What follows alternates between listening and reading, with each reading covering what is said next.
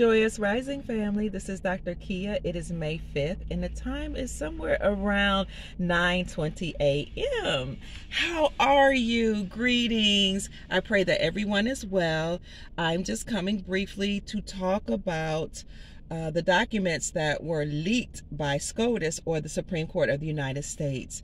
Some people have asked me if I believe this is a white hat operation or a black hat operation, meaning, do I think the good guys wanted these documents about the overturning of the Roe versus Wade decision to be leaked, or was this a black hat operation, or is this something that the bad, nefarious guys have allowed to be leaked in order to continue on a division between the liberals and the conservatives, or the left and the right? Or do I think that the black hats, the nefarious beings, are going to try to start rioting and protesting again?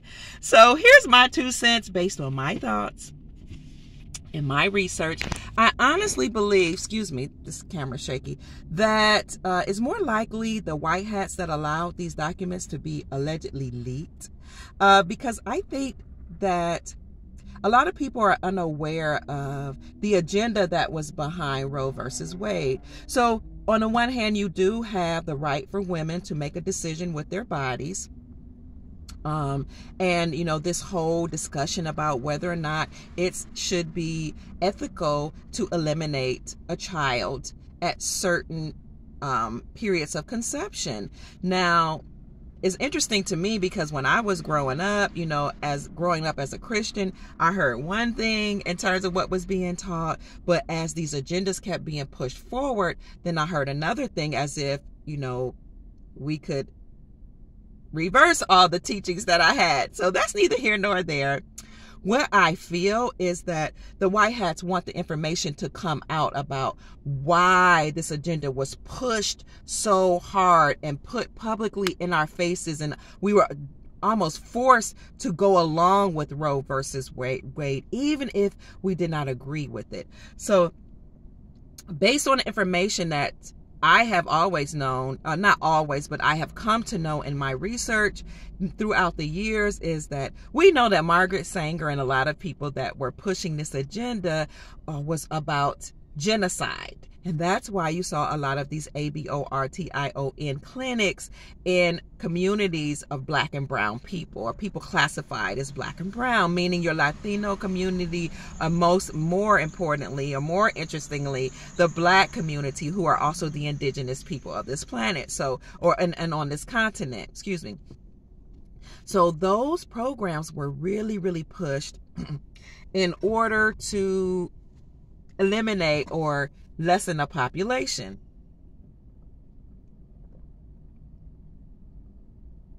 I have to take a drink because this is a subject that, you know, really causes people to get up in arms about.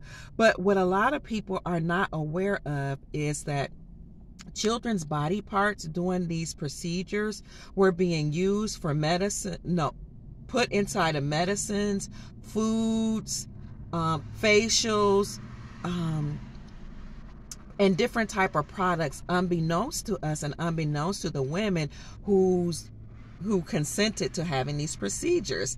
So you're talking about organs also that were being harvested for these nefarious beings, or so-called elites who were in control. So they were eating the organs and they were using the organs for their own nefarious purposes. A lot of people are not aware of that. So these discussions are going to start being conveyed, or these conversations are going to be had amongst the everyday people and amongst the masses, so that they can become aware, and people are going to start going down the rabbit hole, so to speak, or going down different avenues to find out information about what was done to these body parts of our children. It used to be a time when we were really concerned about the children, but if you look over the last 50, 60, 70 years, you will see that so many of our children's rights, from the time of conception all the way up to adulthood, really, or adolescence, their rights were being taken. Why? Because there were nefarious beings behind the scenes who were raping, or sexually assaulting our children. They were taking their organs. They were eating them. They were also traumatizing them. And if you don't think an abortion procedure is traumatizing for both the woman and the child, then you should talk to women who have gone through it, who have had to have psychological counseling because they have been through this some of them over and over again, more than once. They will tell you it is psychologically damaging and traumatizing, and it's something that many of them have had to live with, and it's been very hard. Now, some of them can do it, and it's okay, and they can go on with their lives. But there is a psychic energy that you release when you're traumatized, or you're afraid, or you're angry, or you're fearful. You emit what we've talked about before, loosh, L-O-O-S-H. And your baby who is being traumatized while they're being pulled apart, or however they can do these procedures, even though it might to you or me not be a living being, these babies are being traumatized, and they are also emitting loosh. So when you have extraterrestrial beings or non-human beings that feed off the loosh or psychic energy of sentient beings when they're being traumatized, that includes the babies. And even our sons who were circumcised, their foreskin were being used for facials for the elite, to put in medicines and other things, and food, and being eaten to make them feel youthful and appear youthful. These are the things that masses don't know. The blood from the placenta and from the annihilated child or dismantled child, however you want to say it. People are so sensitive. They don't want to just come out and say that what's really happening is really happening, because we've been so conditioned to shut up. You can't speak out for life. You can't speak out about what a real woman is. You can't stand up on your own 2 feet, because if you go against these agendas, there's something wrong with you.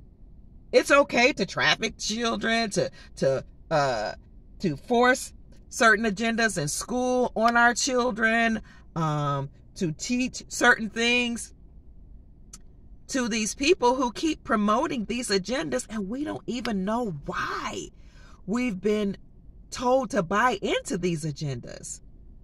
And another thing, it's about time that we listen to people who know this information. I just want to know why it is that people who want life have to be considered sick, and so people will say to me, well, it's a woman's body. She should have a right to decide what happens to her body. We live in a free country. That's what they sell us. It's a free country. You should be free to annihilate your child. So if a cop kills a black man, was he exercising his freedom too? Since we live in a free country. Oh, but maybe you'll say, no, that's not he's not exercising he's exercising a free choice, but the black man didn't want to die. But what if the baby doesn't want to die? I just don't understand. And why is it that men who stand up and speak out and say, I don't want my child to be annihilated, the woman will say, well, it's my body. I can do what I want with my body, which is true. But then these same women will say that there are no good men.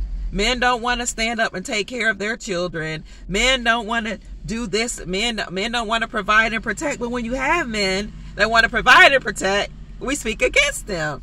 And we call them toxic masculine males, or toxic masculinity. So I just think we need to have a discussion without harming each other. And it just blows my mind. It blows my mind how a lot of us have entitlement issues. I know that women historically have felt, have been treated a certain way, or mistreated, or oppressed. But now we've come to a point where Women, a lot of women, not all, feel entitled. We feel entitled to get rid of our babies. We feel entitled to tell a man he can't be masculine. We feel entitled to lay on our backs and open our legs to whomever we want. But then we have the baby where we find out we're pregnant and we annihilate the baby because, that was a no good man, or he wasn't good enough, or there's a reason, he was such a bad person. I'm not talking about in the cases of RAPE or sexual assault. I'm talking about cases when we lay down on our backs willingly. But because it's legal and lawful to get rid of the fruit of what you did on your back willingly, then you go ahead and do it. And if people speak out against it, there's something wrong with them. But you don't want to be held accountable for having laid on your back and made a decision to sleep with X, Y, and Z.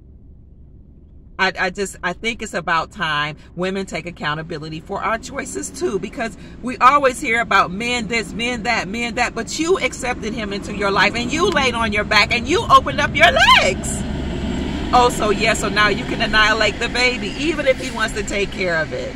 I think that we need to reconsider our thoughts, but as we evolve and go into higher dimensions, none of these things will be allowed. So you might as well get used to it, get comfortable with the conversation, and understand and know that a lot of us have been sold things that made sense to us at a superficial level, on a carnal level, but on a higher level, on a spiritual level, souls were being taken out of here. On a higher level, we have been sold things that perhaps we should not have accepted.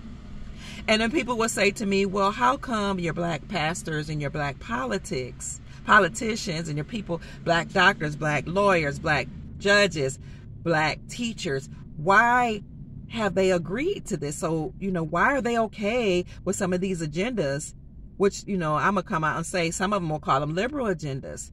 Being sex education being taught in the schools, transgenderism being taught in the schools. Why so many people pushing for this? And I will tell you, critical race theory, where black children are told you're not going to succeed, or you have a less of a chance being able to succeed because your skin is brown, and if you're Caucasian, your skin is lighter. It's your foreparents were slave owners, even though some of them weren't slave owners, and even if they were, you're supposed to feel guilty for all the things that people have suffered on this planet. It's just hatred and division. But you have a lot of people in high places who have bought into those ideologies. Do you want me to tell you why? Because we've been programmed in schools. We've been programmed by the liberal media. We've been programmed. And even churches, which are nonprofit organizations, they have to push certain agendas or else they'll lose their funding. Hello? Beyond that, family, a lot of our leaders who are in front of us, they have taken oaths. Some of them are Masons. We know that all Masons are not nefarious, but some of them are. Some of them are Masons, Boule, and secret society members. Those who have taken pledges and oaths to keep people classified as black dumb, to keep us ignorant, and they have taken oaths to push agendas in our communities to keep us following these agendas that were against us. So we have been complicit in our own genocide. We have been complicit in our population being reduced. We've been complicit in teaching our people that we're all slaves, even though most of us weren't even, or many of us weren't descendants of slaves. We've been complicit in telling people that they came from African slave ships, although they have not. We've been complicit in telling people that they cannot succeed because their skin is brown. We've been complicit in telling people that white people are inherently evil, or that they're on code and they're all racist. And that's not true. It's not true. Okay, what is true is that we're all here experiencing different things that we wanted to experience, that we're souls having a human experience, and that race should not be a priority, because every last one of us have come from the Creator. Even if you say, well, one group of people came from another group of people, what if the people from whom everybody came was from the Creator, then everybody that came from that person that came from the Creator is also from the Creator. We've all come from a creative force. And many people believe that there are extraterrestrials, that seeded races here, and that we're all from different races or segments of those extraterrestrials. And by now, so many of us have mixed that I don't even know how we can tell the difference. But even if you can, who cares? What is the condition of your soul? What is the condition of your inner being? Do you want to be a good person or not? So you see, all of these things are coming to the forefront to make us wake up and see that we've allowed a lot of things to happen on this planet, but it won't be allowed to happen in the fifth dimensions and higher. So it's time for us to stop fighting and arguing, okay? But that will happen. And so this is why these alleged leaks occurred, why these documents have come forth, so that people can go down the rabbit hole and do their research and do their due diligence to understand why these agendas were pushed forward in humanity. It was to get our children. It was to also get us to emit loosh, and to get our children to emit loosh, and these beings would eat off of it and feed off of it. It was to get us to willingly agree to give up the body parts of our children, some which were being sold on the underground through underground channels for nefarious reasons. And when some women came to understand this, they were so hurt and angry. But more will come to this knowledge. You could do with it what you will, but we need to have these conversations, and you will come to understand, overstand, and understand what's been going on behind your back, what we've been complicit to. You can still agree with Roe versus Wade, but it will be overturned. None of that will be allowed in higher dimensions. We will live and thrive and love and peace and joy and abundance and happiness. My name is Dr. Kia Pruitt. You can quote me on this. More people will come to an understanding and understanding of what's been going on, and they will wake up. And that's the reason why these documents have been leaked, and we won't have this in the dimension into which we're going. Now, this wasn't said to make anybody feel guilty or angry. It's just my 2 cents. It's just my opinion, and that's how I feel. Peace.